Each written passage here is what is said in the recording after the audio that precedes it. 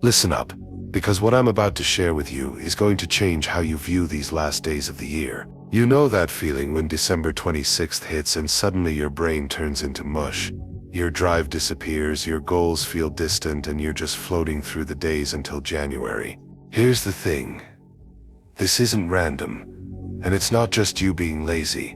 There's actual science and psychology behind why your productivity crashes harder than a stock market collapse during this week. But more importantly, I'm going to show you exactly why this happens and how the top 1% of performers handle this period differently. This video isn't about making you feel guilty. It's about understanding the game so you can play it better. If you're ready to stop wasting these crucial days and actually use them to your advantage, hit that subscribe button right now, because the men who win in life are the ones who understand what others don't. Let's dive in.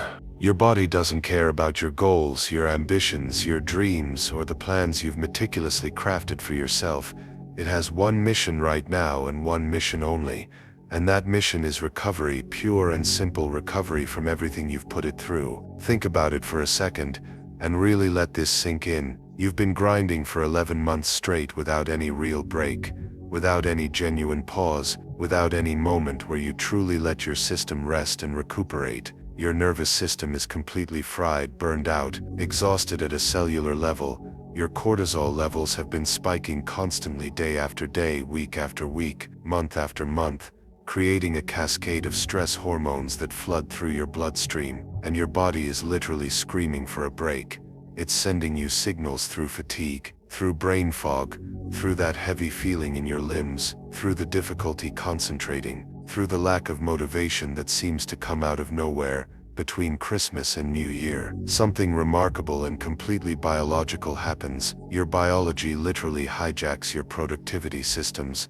It overrides your willpower. It shuts down your drive. And it does this for a very specific reason that has nothing to do with weakness or laziness. Your brain starts releasing more melatonin because of the shorter days and darker weather patterns that characterize this time of year.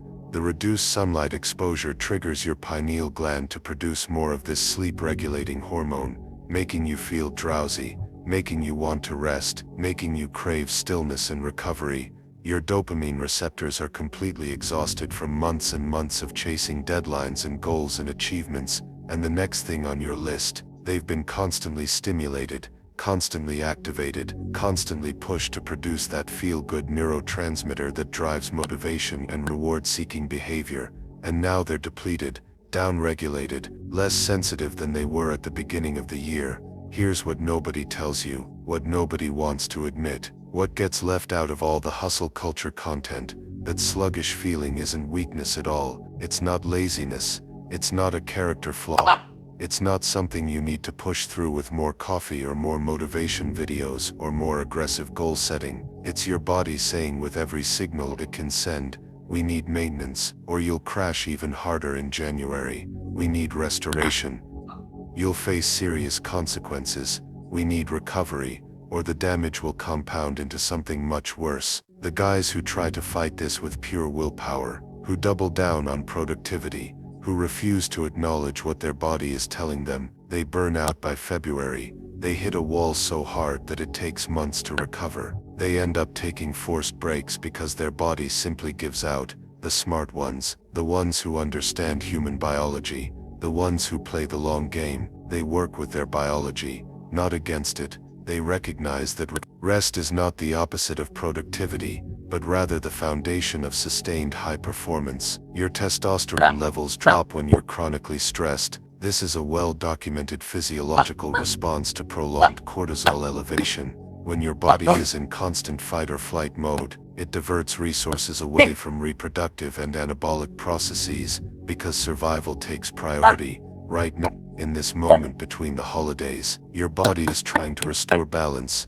trying to bring your hormones back to baseline, trying to repair the micro damage that's accumulated in your cells, in your neural pathways. Ignoring this biological imperative is like redlining your engine when it's flashing warning lights, when the check engine light is on, when the temperature gauge is in the red zone, when every indicator is telling you to pull over and let things cool down. but instead you press harder on the accelerator thinking that willpower and determination will somehow override the laws of physics and biology and chemistry that govern how your body actually works. Energy is contagious, and this is not just some motivational saying or feel-good platitude.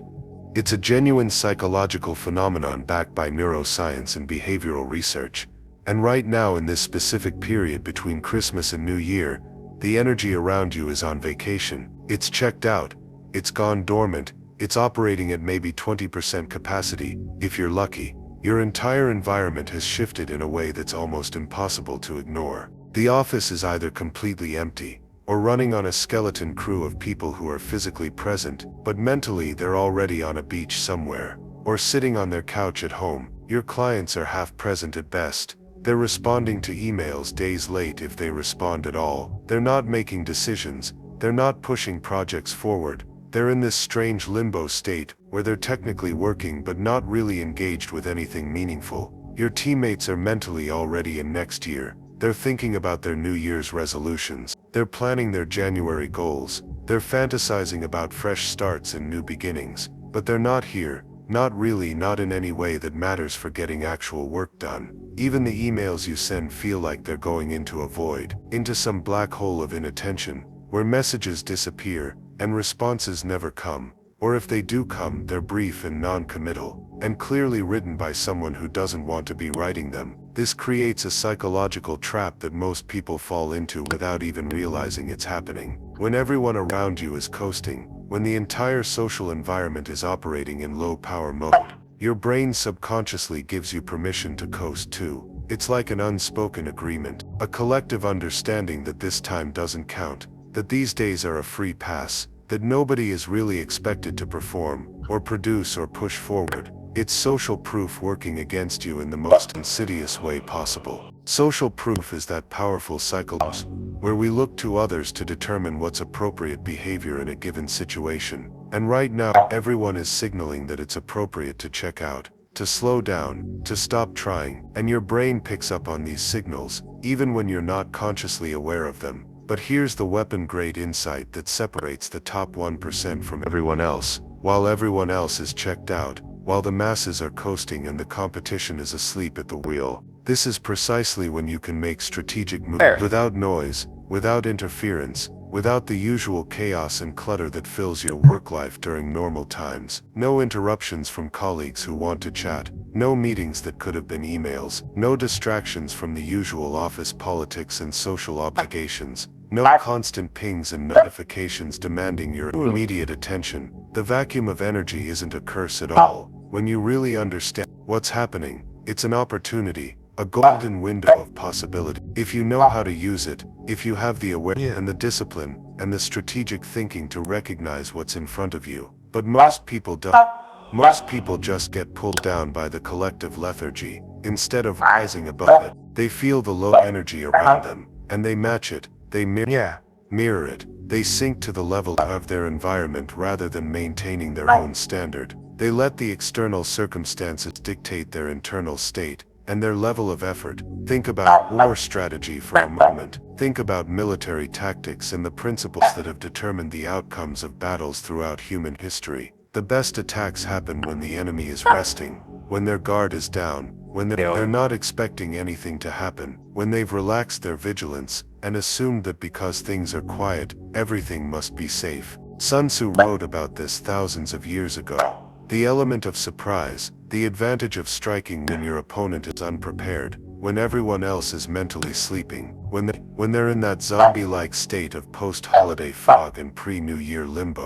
You can position yourself for January domination. You can do the deep work that will pay dividends for months. You can make the strategic plans that others won't even start thinking about until mid-January. You can reach out to people who actually have time to respond thoughtfully. You can learn that new skill without the usual demands on your time. You can organize your systems and optimize your workflows without constant interruption. You can think deeply about your strategy without the noise and chaos that normally fragments your attention into 1,000 pieces. This is the time when champions are made, not through dramatic displays of effort that everyone can see, but through quiet, focused work that compounds into massive advantages. when everyone else finally wakes up and starts trying again. Your brain is playing a trick on you right now, and it's devastatingly effective, so effective that most people don't even realize it's happening until they look back weeks later and wonder where all that time went.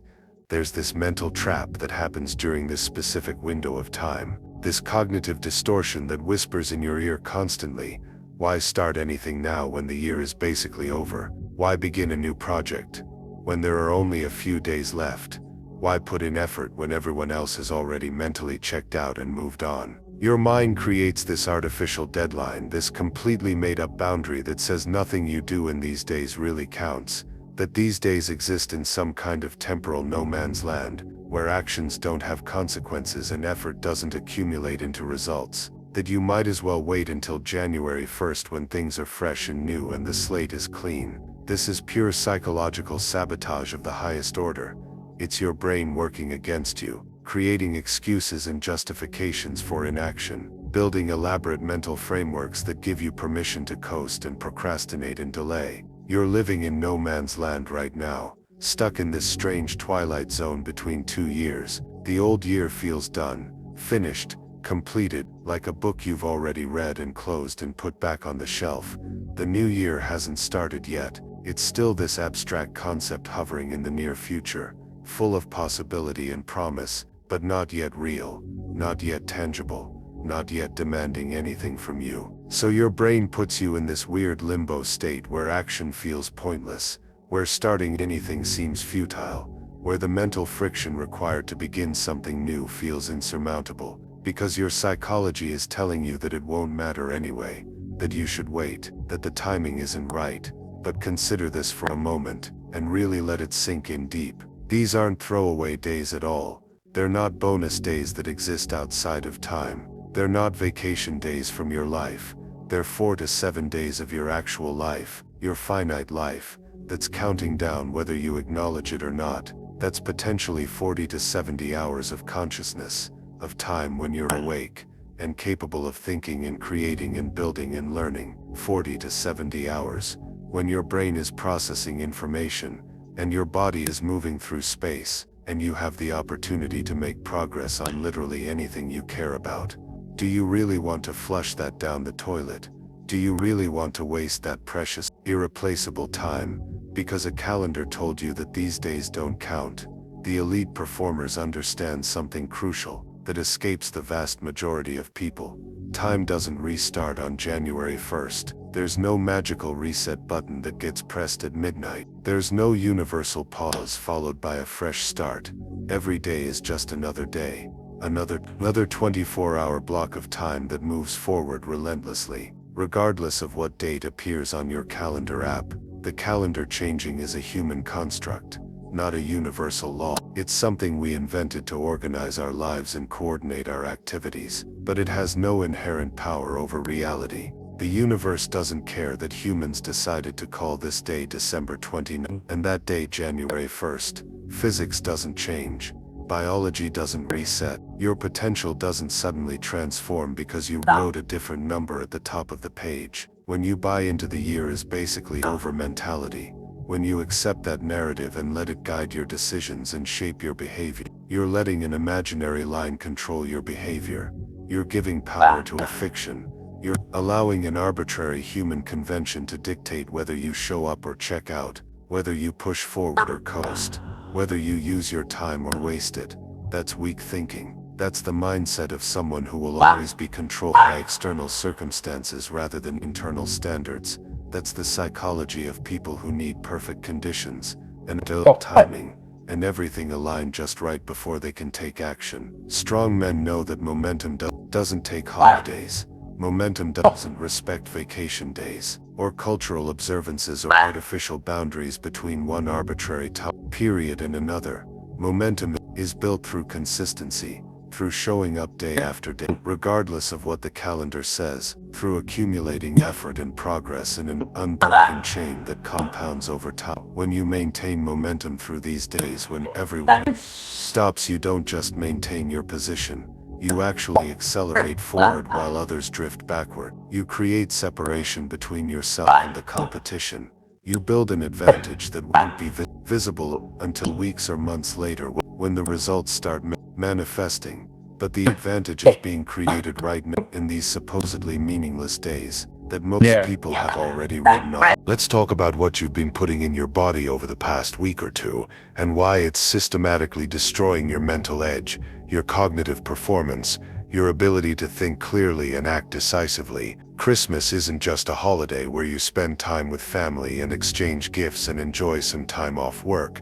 It's a biochemical assault on your system, a full-scale invasion of substances that alter your brain chemistry and body composition in ways that directly sabotage your performance. You've been eating cookies and cakes and pies and all manner of baked goods loaded with refined sugar and processed flour, drinking alcohol in quantities that you probably wouldn't consume during a normal week, beer and wine and cocktails and champagne toasts that seem harmless in the moment, but accumulate into a significant toxic load on your liver and brain, consuming more sugar in a single week than you might consume in some entire months combined when you're eating normally. Your blood glucose has been spiking and crashing like a roller coaster, creating massive fluctuations in your energy levels and mood and mental clarity. Here's the brutal truth that nobody wants to hear during the holiday season, when everyone is indulging and telling you to relax and enjoy yourself.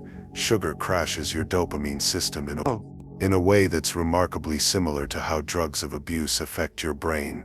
When you consume large amounts of sugar, your brain gets flooded with dopamine, that feel-good neurotransmitter that makes you feel pleasure and reward, but then your system compensates by down-regulating dopamine receptors, making you less sensitive to normal levels of dopamine, which means you need more stimulation to feel good, which means your baseline motivation and drive plummet. Alcohol disrupts your REM sleep in a profound way that most people don't understand. Even though alcohol might help you fall asleep initially because it has sedative properties, it prevents you from entering deep REM sleep, that crucial stage of sleep where your brain consolidates memories and processes emotions, and performs essential maintenance functions. And alcohol tanks your testosterone. It increases the activity of an enzyme called aromatase that converts testosterone into estrogen. It impairs the function of Leydig cells in your testes that produce testosterone. It disrupts the hormonal signals from your pituitary gland, all of which means that your drive, your energy, your assertiveness, your mental sharpness, all take a significant hit. Heavy foods slow your digestion and brain function because they require enormous amounts of energy to process. When you eat a massive meal full of dense proteins and fats and starches, your body has to divert blood flow to your digestive system, which means less blood flow to your brain, less oxygen reaching your neurons, less glucose available for cognitive tasks. You're essentially drugging yourself into lethargy, creating a state of reduced mental and physical capacity through the voluntary consumption of substances that impair your performance. Your gut is your second brain. This isn't just a metaphor or motivational saying, it's actual neuroscience. Your gut contains hundreds of millions of neurons that form what's called the enteric nervous system. It produces the majority of your body's serotonin. It's in constant communication with your brain through the vagus nerve and through chemical messengers that travel through your bloodstream. Right now, at this very moment, your gut is processing a nuclear waste dump of holiday foods. It's struggling to break down all the excess sugar and alcohol in processed foods and heavy meals that you've been throwing at it day after day. The bacterial balance in your gut microbiome has been disrupted. Beneficial bacteria have been killed off while harmful bacteria that feed on sugar have proliferated. Inflammation has increased throughout your intestinal lining. Your gut permeability has likely increased, allowing partially digested food particles and bacterial toxins to leak into your bloodstream. When your gut is stressed like this, when it's overwhelmed and inflamed and out of balance, your mental clarity disappears. It's not a coincidence. It's a direct biochemical connection. Your decision-making gets foggy because the signals from your gut to your brain are signals of distress rather than signals of well-being. Your motivation evaporates because your gut isn't producing the neurotransmitters that drive motivation and mood. You feel anxious or irritable or depressed because your gut-brain axis is sending alarm signals rather than calm signals. Think about how you feel after a massive meal, after you've eaten until you're uncomfortably full, after you've consumed more food in one sitting than you probably needed for an entire day. Tired, sluggish, ready for a nap. Your eyelids feel heavy. Your thoughts feel slow. Your body feels like it weighs twice as much as it normally does. You want to lie down on the couch and not move for several hours. Now multiply that feeling by several days straight. Day after day of overeating and drinking and consuming foods that your body wasn't designed to process in these quantities. That's not a productivity problem that you can solve with your time management or a more detailed to-do list. That's a chemistry problem. That's a biological problem. That's your body operating in a suboptimal state because you've flooded it with substances that impair its function. The winners know this fundamental truth. What you eat determines how you think. Food is information. It's not just calories or fuel. It's a complex set of chemical signals that tell your genes how to express themselves, that influence which neurotransmitters get produced, and in what quantities, that determine whether your brain operates at peak performance or struggles through a fog of suboptimal. If you're eating like everyone else during this period, if you're indulging in all the same holiday treats and drinking all the same alcoholic beverages, and consuming all the same heavy comfort foods, you'll perform like everyone. You'll be tired and foggy, and foggy, and foggy, and foggy, and unmotivated, just like everyone around you. You'll struggle to focus just like they do. You'll lack the energy and drive to do anything meaningful, just like the masses who are coasting through these days in a haze of biochemical dysfunction. Your routine is your foundation. It's the bedrock upon which everything else in your life is built. It's the invisible architecture that supports your productivity and performance and mental stability. And right now, at this very moment, it's shattered. It's broken into 1,000 pieces scattered across your life like debris after an explosion. You've spent months carefully building habits, stacking one positive behavior on top of another, creating systems that run automatically without requiring constant willpower or decision-making. Morning workouts that get your blood flowing and your mind sharp before the day even begins. Specific wake times that regulate your circadian rhythm and ensure you're getting quality sleep and waking up refreshed. Work schedules that create structure and boundaries around your most productive hours. Meal timing that keeps your energy stable and your metabolism optimized. Everything that made you productive, everything that allowed you to perform at a high level day after day, was built on routine, on the predictable patterns that your brain could follow without friction. Then Christmas hits and it all explodes like a bomb going off in the middle of your carefully constructed life. You're sleeping at different times because you stayed up late at a party, or had family over, or traveled across time zones, or just said forget it because it's the holidays. Eating at random hours because Christmas dinner is at 3 p.m. one day and 7 p.m. the next day. And then there are leftovers at midnight, and breakfast gets skipped entirely because you slept in. Skipping workouts because the gym is closed, or you're at someone else's house, or you tell yourself you'll get back to it after the new year, or you're just too tired from all the food and alcohol. Staying up late because there are guests in your home, or you're binge-watching shows because you finally have time off, or you're scrolling social media in bed because your normal bedtime discipline has dissolved. Traveling to see family, which means living out of a suitcase and sleeping in unfamiliar beds and eating food you didn't prepare, and having zero control over your environment. Dealing with family chaos, the dynamics and drama and obligations and conversations that drain your energy and hijack your attention and pull you away from anything resembling your normal structure. Here's what happens neurologically when all of this routine disruption occurs, and this is backed by solid neuroscience research. Your brain absolutely loves patterns. It's hardwired to seek patterns and create patterns, and follow patterns because patterns are efficient. When your brain can predict what's going to happen next, when it can run on autopilot through familiar sequences of behavior, it conserves enormous amounts of cognitive energy. It doesn't have to analyze every situation from scratch. It doesn't have to weigh options and make decisions and figure out what to do. It just follows the established neural pathways that have been reinforced through repetition. When patterns break, when your routine gets disrupted and you're suddenly operating without the structure you've built, your brain has to use significantly more energy to make decisions. Every choice becomes a conscious deliberation, rather than an automatic response. What time should I wake up? What should I eat for breakfast? Should I work out or skip it? When should I start working? How should I structure my day? All of these questions that normally get answered automatically by your routine now require active decision making. This creates decision fatigue, which is a well-documented psychological phenomenon, where your capacity to make good decisions deteriorates over the course of the day as you make more and more decisions, and decision fatigue directly drains your willpower, your self-control, your ability to resist temptation and delay gratification and do hard things. It's like your willpower is a muscle that gets exhausted from overuse. Every broken routine This is like pulling a card from a house of cards. At first, it might seem like no big deal. You skip one workout and tell yourself it's fine. You sleep in one morning and figure you needed the rest. You eat at a weird time because of circumstances beyond your control, but each disruption destabilizes the entire structure.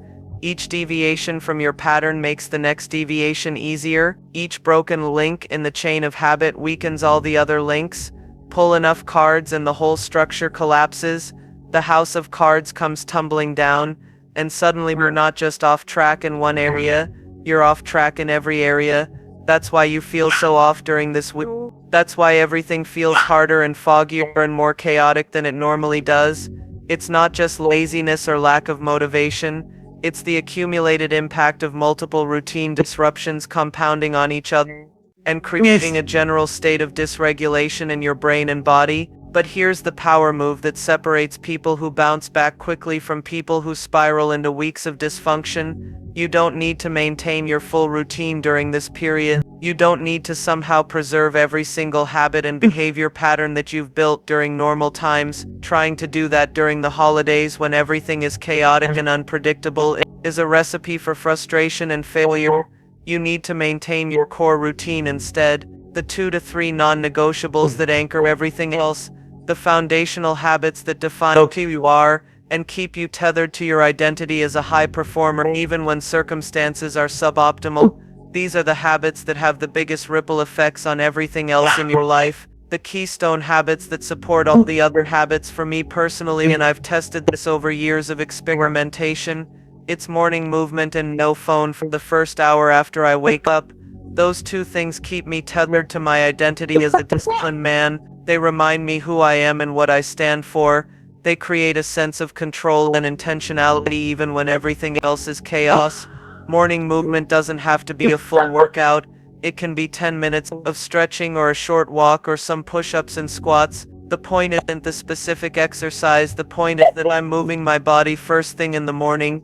I'm activating my system. I'm doing something physically demanding before the day starts making demands on me. No phone for the first hour means I'm not immediately flooding my brain with other people's agendas and problems and content. I'm not starting my day in reactive mode. I'm creating space for my own thoughts and priorities. I'm protecting my attention and mental clarity during the most valuable hour of the day. Everything else can flex during the holidays. Meal times can vary. Work schedules can be loose, social obligations can take priority, but those two core habits stay locked. They're non-negotiable regardless of circumstances, and because I maintain those anchors, I never feel completely unmoored. I never lose my sense of self. I never drift so far from my normal patterns that it takes weeks to recover. You're stuck between two versions of yourself right now at this very moment, caught in a strange psychological space that exists between who you've been and who you're becoming, and it's paralyzing, it's freezing you in place, it's creating a mental state where action feels impossible because you don't quite know which version of yourself is supposed to be taking that action. Your brain is doing something weird and fascinating during these days between Christmas and New Year, something that happens every year at this time, whether you're conscious of it or not. It's processing the entire year that's about to end, running through a mental highlight reel of everything that happened, reviewing wins both big and small, the goals you crushed and the victories you achieved, and the moments when you felt proud of yourself, reviewing losses and setbacks, the opportunities you missed and the mistakes you made and the times when you fell short of your own expectations, reviewing failures that still sting when you think about them, the projects that didn't work out and the relationships that ended and the ways you disappointed yourself or others, reviewing successes that validated your efforts and proved that your hard work mattered. It's trying to close the chapter on who you were over the past 12 months, to wrap up that version of yourself and put it to rest, to create some kind of narrative coherence around the person you've been. At the same time, and this is where the psychological complexity really kicks in, you're thinking about who you want to become in the new year. You're visualizing a different version of yourself, imagining new goals that will require you to level up and become more disciplined or more skilled or more focused, imagining new habits that will reshape your daily life and compound into significant changes over time, imagining a new identity altogether, a fundamental shift in how you see yourself and how you show up in the world. Your brain is essentially running two operating systems at once, like a computer trying to run Windows and Mac OS simultaneously, processing the past while projecting into the future, analyzing who you were while planning who you'll be, closing out one identity while opening up another. This creates cognitive dissonance, that uncomfortable psychological tension that occurs when you're holding two contradictory ideas. Or you've identified the flaws and limitations and patterns you want to leave behind. You've decided that the old version isn't good enough and needs to be upgraded or transformed, but you haven't stepped into the new you yet. You haven't actually become that future version of yourself that you're imagining. You haven't earned the identity through action and consistency and proof. You're just mentally rehearsing it, fantasizing about it, planning for it without living it. You're in identity limbo, floating in this undefined space where you're neither fully the old version nor the new version, where you lack the clarity and conviction that comes from having a solid sense of self. Most guys respond to the uncomfortable psychological state by checking out completely, by mentally unplugging and waiting for the discomfort to pass. They feel the tension of being between entities, and they don't know how to resolve it, so they just avoid it altogether. They think they'll figure it out in January. I'll deal with this identity question when the new year starts and I have a fresh beginning, and everything feels clean and new. I'll become the new version of myself when the calendar changes and gives me permission to transform. But that's leaving a vacuum where your identity should be. That's creating a gap in your sense of self, a period of time where you're not really anyone in particular, where you're just drifting without the anchor of a clear identity to guide your decisions and behaviors. And nature abhors a vacuum. When you leave that empty space, it gets filled with something, usually the lowest common denominator behaviors and impulses, usually whatever requires the least effort and provides the most immediate gratification. The truth that most people never, the insight that separates the top performers from everyone else, is that transformation doesn't happen on January 1st. It doesn't happen when the clock strikes midnight and everyone is cheering and making toasts and feeling optimistic about fresh starts. Transformation doesn't care about arbitrary dates on a calendar or cultural rituals around new beginnings. It happens in these in-between moments when you decide who you're going to be before anyone else is watching, when you make choices about your identity in private, when there's no audience to impress and no social pressure to perform and no external accountability forcing you to act, when it's just you and your decisions, and the question of who you really are beneath all the performance and posturing. The man you become in private during this week, during these supposedly meaningless days that most people have already written off, determines the man you'll be in public next year. The identity you forge right now in the absence of structure and external expectations becomes the foundation for everything that follows. If you choose to be disciplined when no one's watching, you'll be disciplined when everyone's watching. If you choose to be lazy and checked out when there's no social cost to it, you'll default to lazy and checked out when things get hard next year. This isn't downtime at all, despite what everyone around you believes. This isn't a period where nothing matters and you can just coast and wait for real life to resume. This is character building time.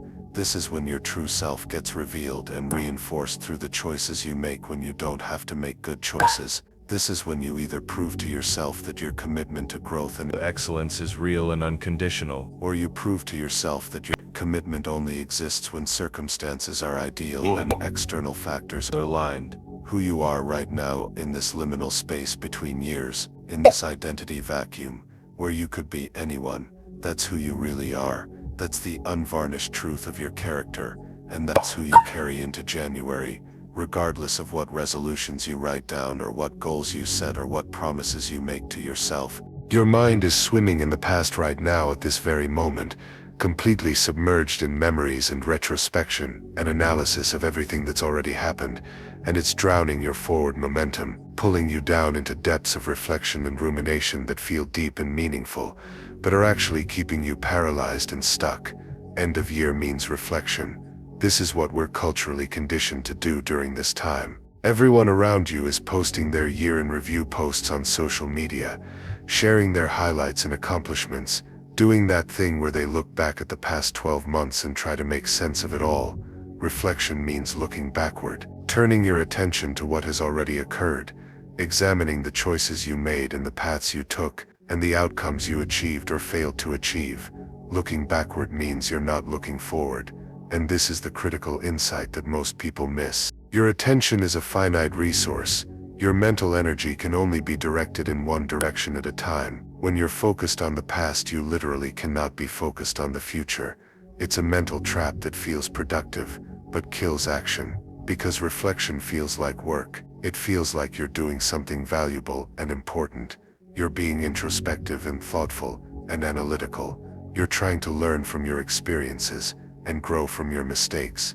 But all of that backward-looking analysis creates zero forward movement. You're expending mental energy without creating any momentum. You're thinking instead of doing. You're processing instead of building. You're stuck between what was and what could be, without actually moving toward what could be. You're thinking about what went wrong this year, replaying the failures and mistakes and disappointments over and over in your mind. Like a movie, you can't stop watching what you didn't accomplish, even though you set those goals back in January with so much optimism and determination. The projects you never finished, the habits you couldn't maintain, the numbers you didn't hit, the version of yourself you promised you'd become but didn't, relationships that ended, whether romantic relationships that fell apart or friendships that faded, or professional connections that went sour, and you're analyzing what you did wrong, what you could have done differently, how things might have turned out if you'd made different choices, opportunities you missed because you were too scared, or too slow, or too distracted, the job you didn't apply for, the investment you didn't make, the risk you didn't take, the moment that passed and will never come again. Your brain is running this negativity loop, cycling through regrets and disappointments and feelings of inadequacy, reinforcing neural pathways of self-criticism and doubt, creating a mental environment where you feel like you've already lost before the next year even begins. Remembering the good old days with a rose-tinted nostalgia that makes everything that happened before seem better than what's happening now, getting sentimental about moments that felt meaningful, times when life seemed simpler, or you seemed happier, or things seemed easier. Either way, regardless of whether you're focused on the negative past or the positive past, you're stuck in memory lane instead of being present, instead of being right here, right now, in this moment where your actual power exists. You're mentally time traveling to places you can't return to, and experiences you can't recreate, and versions of yourself that no longer exist. Here's the thing about nostalgia that nobody wants to admit. It's comfortable, it's safe, it's a mental space where you can't fail, because everything has already happened. It lets you avoid the discomfort of creating something new, of stepping into uncertainty, of risking failure or rejection or disappointment. It's easier to relive past victories than to go win new battles, to replay the highlight reel of your best moments than to go out and create new moments that might not turn out as well. Nostalgia is seductive because it promises all the emotional reward of achievement without any of the risk or effort required to achieve something new. But the warriors who actually build empires, the men who create lasting legacies and change their circumstances and rise to levels of success that most people only dream about, they use the past as data, not as a destination. They look at what happened, and they extract the useful information, the patterns that worked and the patterns that didn't, the decisions that led to good faith, the decisions that led to bad outcomes, the lessons that can be applied.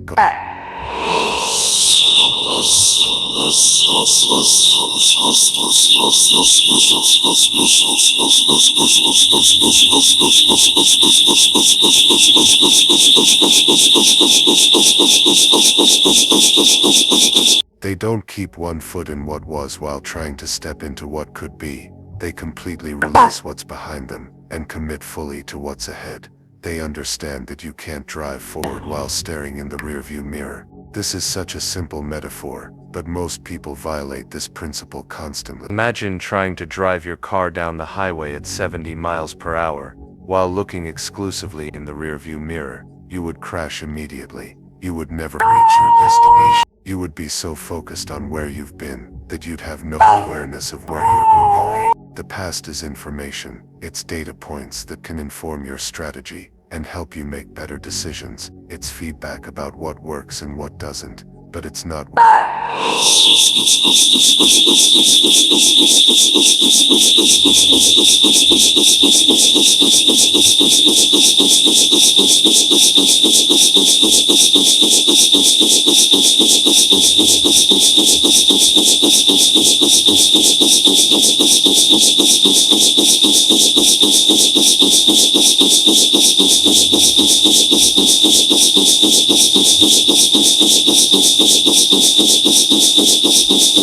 It's not where your attention should be focused. The future is where your power lives. The future is the domain of possibility and potential and choice. Right now, in this present moment, you have the power to decide who you'll be and what you'll do and where you'll direct your energy. But that power only exists in forward-looking action, in decisions about what comes next rather than analysis of what already happened. But most men, during this week, during these strange liminal days between Christmas or New Year, are ghosts haunting their own memories. They're not fully alive and present and engaged with reality. They're mentally living in the past, replaying old scenes, reliving old emotions, mourning what's gone or celebrating what was, floating through the present moment, like specters who aren't really here, who aren't really making choices, or taking action, or building anything, who are just drifting through time, while their consciousness remains locked in what has already occurred, and can never occur again.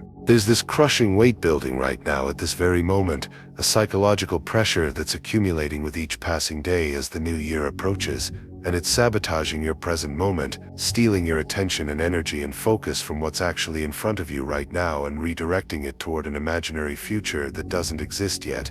Everyone around you is talking about New Year's resolutions. It's all over social media, and in conversations with friends and family, and in every article and podcast and video you consume. Everyone's obsessed with fresh starts and clean slates and the magical transformation that's supposedly going to happen when the calendar flips over. The New Year, New Me mentality that suggests you can somehow become a completely different person just because the date changed. The pressure to have everything figured out by January 1st is absolutely immense. It's this unspoken expectation that you should have a comprehensive plan for the entire year, that you should know exactly what goals you're going to pursue, and how you're going to achieve them, and what habits you're going to build, and what version of yourself you're going to become. There's this collective cultural assumption that if you don't have your year mapped out, and your resolutions written down, and your vision board created by the time January 1st arrives, then you're somehow behind or unprepared or setting yourself up for failure. So what does your brain do when faced with this enormous pressure and these massive expectations? It freaks out. It goes into overdrive trying to meet the demands that you and society are placing on it. It starts trying to plan the perfect year as if such a thing were even possible, trying to architect the perfect goals that are ambitious enough to be impressive but realistic enough to be achievable, trying to design the perfect transformation that will turn you from who you are now into who you want to be 12 months from now. This planning paralysis kills all action in the present, because you become so consumed with mapping out the future that you completely abandon the current moment. You're sitting there with notebooks and spreadsheets and apps trying to optimize your goal-setting process while the actual day in front of you slips away unused. You're so worried about having the perfect plan for next year that you can't focus on what's in front of you today. You can't be present with the people around you, or engage with the work you could be doing right now, or take advantage of the opportunities that exist in this moment, because your mind is somewhere else entirely. It's in January and February and March planning and strategizing and trying to control outcomes that are months away. It's like being so concerned about tomorrow's workout that you skip today's. You're so busy planning the perfect fitness program that starts on January 1st, researching the optimal split and the best exercises and the ideal rep ranges and the perfect progressive overload protocol, that you don't do anything physical today, you don't go for a walk or do some push-ups or stretch or move your body in any way, because that's not part of the perfect plan, that's not the official start of your transformation. So you wait and you plan and you let another day pass without any action. Here's the truth bomb that's going to upset a lot of people but needs to be said.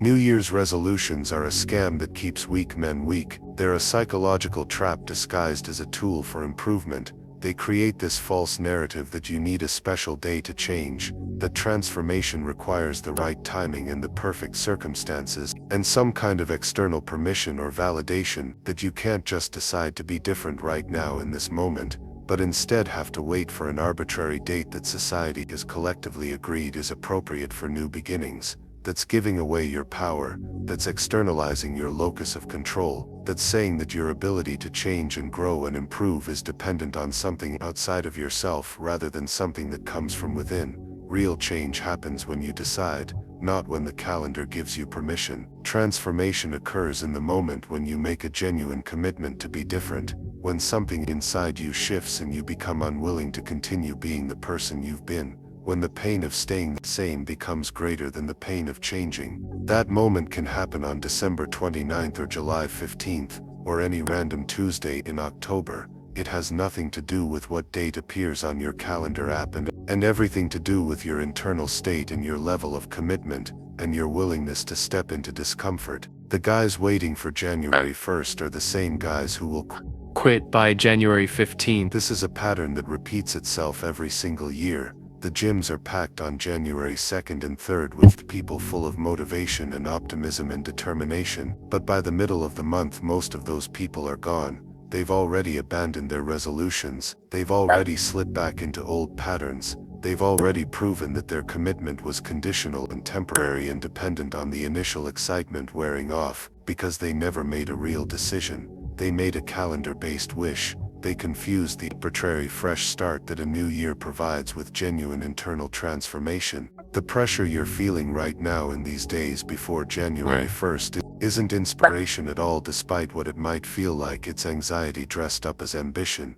It's fear and uncertainty and self-doubt masquerading as motivation. It's the uncomfortable feeling of not having your life figured out combined with the social pressure to present yourself as someone who has big plans. True power comes from acting now in this present moment, regardless of what date it is or what time of year it is, or whether circumstances are ideal, not from planning perfectly for later, not from creating elaborate strategies and detailed roadmaps and comprehensive systems that you'll implement at some point in the future when conditions are right. Power lives in the decision you make right now to do something different, to be someone different, to break a pattern or start a new one, or take action despite not having perfect clarity about where it will lead. The men who actually accomplish things and build the lives they want and become the versions of themselves they aspire to be don't wait for permission from a calendar. They don't need January 1st to give them a reason to change. They see something in their life that needs to be different, and they start making it different immediately, today, right now, without delay or planning paralysis or waiting for the perfect moment that will never come. Your energy is currency. It's the most valuable resource you have, more valuable than time or money or any other asset you possess. And right now, during this specific period between Christmas and New Year, everyone wants a piece of it. Everyone has their hand out demanding that you give them some of your finite energetic resources. Family gatherings that seem to never end where you're expected to show up and be present and engage with relatives you might only see once a year. Friend meetups that get scheduled because everyone is off work and suddenly has time and wants to reconnect and catch up on everything that's happened over the past months. Parties thrown by people you know or work with or used to know, where you're supposed to show up with a smile and make conversation and act like you're having a great time, even if you'd rather be literally anywhere else. Dinners with extended family or friends or colleagues that stretch for hours as people linger over food and drinks, and conversations that go in circles, social commitments stacked like a tower, one on top of another, until your calendar for this week looks absolutely insane compared to a normal week. Each one takes energy. Each interaction extracts a piece of your limited energetic reserves. Even enjoyable social events drain your batteries. Even the gatherings where you genuinely like the people and have good conversations and feel connected, they still require you to be on, to be socially engaged, to give out energy rather than conserving it. Here's what most men don't understand about how human energy actually works. You only have so much social energy available to you in any given day or week. It's not infinite. It's not unlimited. You can't just keep giving and showing up and performing without eventually hitting a wall. Introverts know this instinctively. They've understood since childhood that social interaction depletes them, and they need alone time to recharge. They've learned to protect their energy and set boundaries because they feel the drain so acutely. But even extroverts have limits. Even people who get energized by social interaction and who genuinely enjoy being around others all the time have a maximum capacity for how much socializing they can do before they start to feel the negative effects. And during this week between Christmas and New Year, those limits are getting crushed. They're being exceeded by a massive margin. You're being asked to socialize more in a few days than you might normally socialize in a few weeks. Every interaction requires you to perform your social self, to put on the version of you that's appropriate for that particular social context. Be pleasant even if you're feeling irritated or tired or just not in the mood. Smile and laugh and act engaged even when you're mentally exhausted. Be engaged with whatever conversation is happening, even if it's boring or repetitive or about topics you don't care about. Navigate conversations through potentially awkward or difficult territory, avoiding controversial topics with certain family members, steering discussions away from questions you don't want to answer, managing the social dynamics between different people in the group, manage expectations that others have about who you are and how you should behave, dealing with relatives who still see you as the person you were 5 or 10 years ago rather than who you are now, meeting the unspoken social obligations that come with being part of a family or social group, deal with questions about your life that you might not want to answer, the inevitable interrogations about your job and your relationship status and your plans for the future, and why you haven't done this thing or that thing that they think you should have done. By the time you have a moment alone, by the time all the social obligations are finished and everyone has gone home and you finally get some space to yourself, you're exhausted, you're completely drained, you have nothing left in the tank. There's no energy left for productive work that requires focus and concentration, for strategic thinking about your goals and priorities, and how you're going to enter the new year, for building anything, for creating, for making progress on projects that actually matter to you. You've spent all your energy on social performance, and you have nothing left for the things that move your life forward. The truth is, and this is what makes the situation even more difficult, saying no during this period feels impossible. It feels like you can't decline invitations or set boundaries, or protect your time and energy. Family guilt hits you like a truck. The sense that you owe it to your relatives to show up and spend time with them because they're family, and that's what you're supposed to do. The implicit or explicit messages that you're being selfish, or ungrateful, or a bad son or daughter, or sibling if you don't attend every single gathering. Social pressure from friends who want to see you and make plans, and can't understand why you wouldn't want to hang out during the holidays when everyone has time off. FOMO, or fear of missing out on experiences and connections, and moments that might be meaningful or fun or important. So you say yes to everything. You agree to every invitation. You commit to every gathering. You squeeze it all into your schedule somehow, and your actual priorities get starved. The things that are genuinely important to your long-term success and well-being and growth get pushed aside because you've allocated all your time and energy to meeting other people's expectations and fulfilling social obligations. Winners protect their energy like it's their bank account. They treat it as the precious finite resource that it actually is. They don't spend it carelessly on things that don't matter. They don't let other people make withdrawals whenever they feel like it. They're strategic and intentional about where their energy goes. They know that every yes to someone else is a no to their mission. Every time you commit your time and energy to someone else's agenda or priority, you're necessarily taking that time and energy away from your own goals and projects, and the things that will actually move your life forward. It's a zero-sum game. You only have so much to give. They set boundaries even during holidays, especially during holidays. They understand that this is actually when boundaries are most important, because this is when the demands on your energy are highest. They're willing to disappoint people, to deal with guilt, to be seen as antisocial or selfish or not festive enough, because they understand that protecting their energy and staying focused on their priorities is more important than being liked by everyone or meeting every social expectation that gets placed on them. They might show up to the most important gathering and skip the rest. They might set time limits on how long they'll stay at events. They might create blocks of time that are completely off limits for social commitments, so they can recharge and work on what matters. They don't apologize for taking care of themselves and their energy. They don't feel guilty for saying no. They recognize that they're not responsible for managing other people's disappointment or meeting every expectation that others have about how they should spend their time during the holidays. Let's cut through all the excuses and justifications and rationalizations you've been telling yourself. Let's strip away all the comfortable lies and get to the real reason you're avoiding productivity right now during these specific days, the actual underlying psychological mechanism that's keeping you stuck and inactive. You know what January brings. You're not naive or unaware. You understand exactly what's waiting for you when the calendar flips over and the new year officially begins. You know the goals waiting for you, the ambitious targets you've set for yourself or that circumstances have set for you, the numbers you need to hit, the milestones you need to reach, the standards you need to meet. You know the hard work ahead, the early mornings and late nights, the discipline required, the sacrifices you'll have to make, the discomfort you'll have to endure, the delayed gratification, the resistance you'll face both internal and external, and somewhere deep down in a place you don't want to look at too closely, you're scared.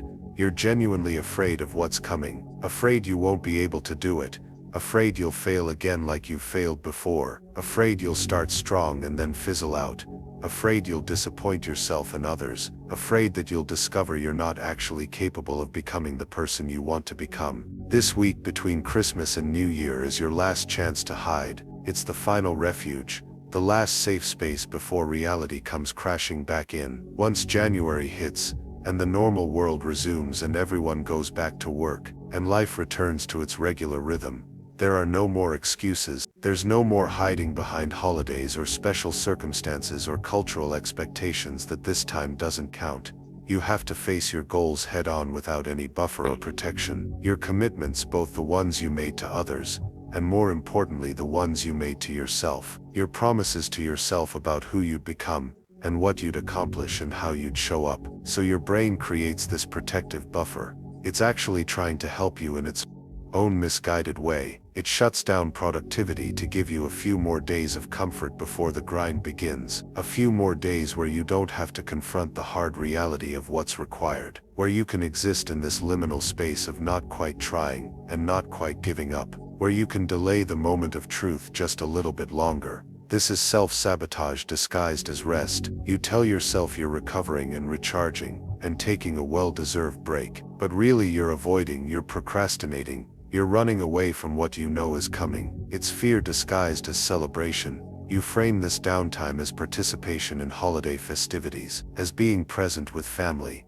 as embracing the spirit of the season, but underneath all of that is just plain fear of what you'll have to face once the celebration ends.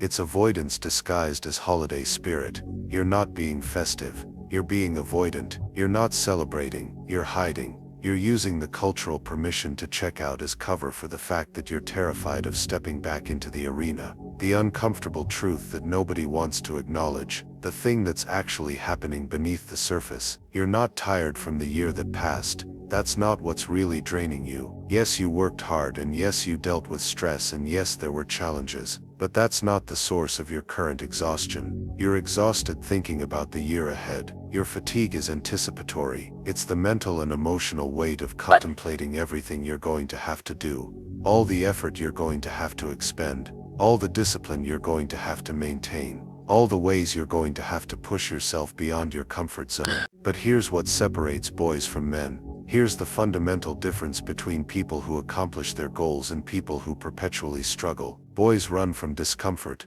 They avoid it. They create elaborate justifications for why now isn't the right time. They wait for conditions to be perfect. They need everything aligned before they can begin. Men run toward it. They understand that discomfort is where growth happens, that the things worth doing are hard, that you don't get stronger by lifting light weights. Boys need motivation. They need to feel inspired. They need the emotional high. They need external encouragement and support and validation before they can take action. Men take action anyway. They do the work whether they feel like it or not, whether they're motivated or not, whether conditions are ideal or not. They understand that motivation is a feeling that comes and goes, but discipline is a practice that creates consistency regardless of feelings. If you're waiting to feel ready for next year, if you're sitting here thinking that you'll start when you feel prepared and confident and energized, you'll never feel ready. That feeling of complete readiness and preparedness never arrives. There's always some uncertainty, always some doubt, always some reason why you could wait just a little bit longer. The work doesn't get easier by waiting. This is the critical insight that most people miss. They think that if they just wait a little longer, if they just prepare a little more, if they just get their mindset right first, then the work will be easier when they finally start. But that's completely backwards. It gets harder. The longer you wait, the more resistance builds up. The more your confidence erodes, the more your skills atrophy, the more the gap between where you are and where you want to be widens. Momentum isn't built in January when everyone is starting fresh and the gyms are packed and social media is full of motivation. It's built right now, in these supposedly dead days that everyone else has written off, in these moments when nobody is watching, and there's no external accountability, and you have to rely entirely on your internal commitment. In this uncomfortable space between who you were and who you're becoming, this is when real momentum gets created, not through dramatic New Year declarations, but through quiet, consistent action, when no one expects it, and when it would be so easy to just coast like everyone. The man who shows up now when it doesn't count, is the same man who will show up later, when it does count. The discipline you demonstrate in private during this week becomes the foundation for everything you'll build in public next year. You're either proving to yourself right now that your commitment is real and unconditional, or you're proving to yourself that your commitment only exists when circumstances are ideal and motivation is high. And that truth about who you really are will follow you into January and beyond, regardless of what resolutions you write down. So there it is. The 10 reasons why your productivity dies between Christmas and New Year. But knowing why isn't enough. Information without action is just entertainment. Here's what you're going to do. Pick one thing from this video and implement it today, not tomorrow, not January 1st, today. Maybe it's cleaning up your diet. Maybe it's protecting 1 hour for your core routine. Maybe it's saying no to a social obligation that drains you. Maybe it's simply deciding that these days count just as much as any other. The men who dominate don't wait for permission from a calendar. They don't need a fresh start to make a powerful move. They understand that winning is built in the unsexy moments when nobody's watching. January 1st isn't magical, it's just another day. But what you do right now in these supposedly dead days, that's what determines whether next year is another loop of the same patterns or an actual breakthrough. Your productivity isn't dead. It's waiting for you to stop making excuses and claim it back. If this video gave you value, share it with one other man who needs to hear it. Subscribe if you haven't already, and I'll see you in the next one. Now get to work.